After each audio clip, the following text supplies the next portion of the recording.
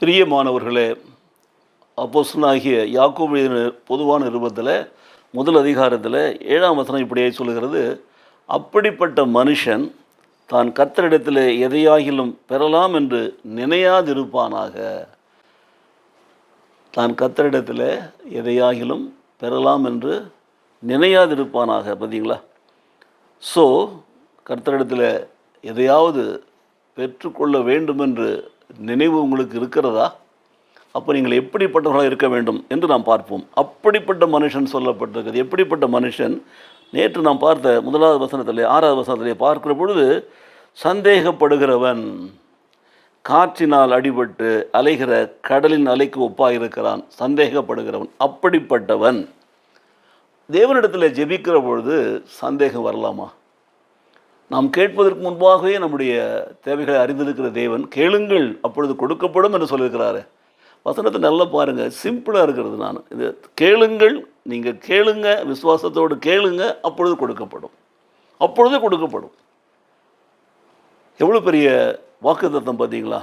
ஆனால் இந்த வசனத்தை நீங்கள் கேட்குறீங்களா? எத்தனையோ ஒரு சபையில் சொல்கிறோம், இந்த மாதிரி அதிகாலையில் சொல்கிறோம், வசனங்கள் கேட்டால் வசனம் உங்களை வாழ வைத்திரும் என்று பயமா?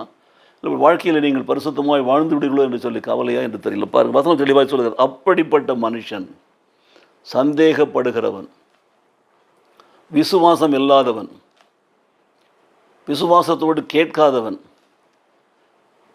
பார்த்தீங்களா? நம்முடைய விசுவாசம்தான் உலகத்தை ஜெயிக்கிற ஜெயம் என்று சொல்லி வேதம் சொல்லுகிறது. நீ விசுவாசில் தான் தேவனுடைய மகிமையை காண்பாய் என்று வேதம் சொல்லுகிறது.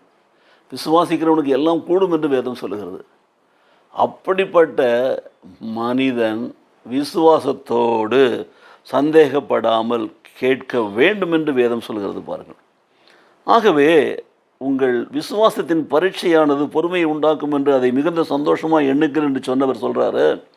அந்த விசுவாசம்தான் நமக்கு ஜெயத்தை கொண்டு வருகும். அந்த விசுவாச பரீட்சையிலே நாம் ஜெயிக்கணும், வெற்றி பெற வேண்டும் என்று சொன்னால் சந்தேகப்படாமல் கேட்க வேண்டும். சந்தேகப்படாமல் கேட்க வேண்டும். அப்படிப்பட்ட மனுஷன் தன் கர்த்தரிடத்தில் எதையாகிலும் பெறலாம் என்று நினைக்கவே கூடாது. சந்தேகம், கர்த்தருடைய வசனம் என்றைக்குமே பொய்க்காது.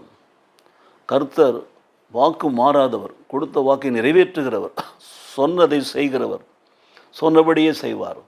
அவர் சொல்ல ஆகும், கட்டளையிட நிற்கும். அவராலே செய்யக்கூடாத அதிசயமான காரியம் ஒன்றுமே இல்லை. ஆகவே சந்தேகப்பட்டு காற்றினால் அடிபட்டு அலைகழிக்கிறப்பட கடல் அலையை போல் இராமல் விசுவாசத்தோடு, முழு விசுவாசத்தோடு நாம் தேவனிடத்தில் கேட்போம் என்று சொன்னால் நாம் பெற்றுக்கொள்வோம். எதை வேண்டுமானாலும் பெற்றுக்கொள்வோம். கர்த்தர் எல்லாவற்றையும் கொடுக்க வல்லவராக இருக்கிறார். நாம் விசுவாசத்தோடு கேட்க வேண்டும் என்று தான் சொல்லியிருக்கிறார். பாருங்கள்.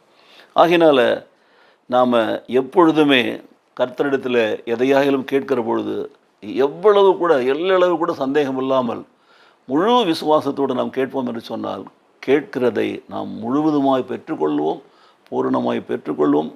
கேட்கிற எவனும் பெற்றுக்கொள்கிறான், தேடுகிற எவனும் கண்டடைகிறான், தட்டுகிற எவனுக்கும் திறக்கப்படும். ஜெபிப்போமா? நேசிக்கிற நல்ல பிதாவே, சந்தேகப்படுகிறவன் தேவனிடத்தில் எதையாகிலும் பெறலாம் என்று நினையாதிருப்பானாக என்று எங்களுக்கு சொன்னீர் ஆண்டவரே. நாங்கள் அப்படிப்பட்ட மனிதர்களாக இல்லாமல், கொஞ்சம் கூட சந்தேகத்தினால் அலைகழிக்கப்படாமல் முழு விசுவாசத்தோடு கர்த்தரிடத்திலிருந்து நாங்கள் நிச்சயமாய் பெற்றுக்கொள்வோம் என்ற நம்பிக்கையோடு நாங்கள் கேட்க எங்களுக்கு கிருபை செய்வீராம். கேட்கிற பொழுதே நாங்கள் பெற்றுக்கொள்கிறதை ஆண்டவரே ஸ்தோத்திரம், சந்தோஷமாய் பெற்றுக்கொள்கிறதை நாங்கள் அறிக்கை செய்ய கிருபை செய்யும். ஒரு நாளும் ஆண்டவரே நாங்கள் கேட்கிறதை நாங்கள் பெற்றுக்கொள்ளாமல் போக மாட்டோம். சந்தேகப்படுகிற பொழுது நாங்கள் எதையும் பெற்றுக்கொள்ள முடியாது என்று எங்களுக்கு சொல்லியிருக்கிறேன்.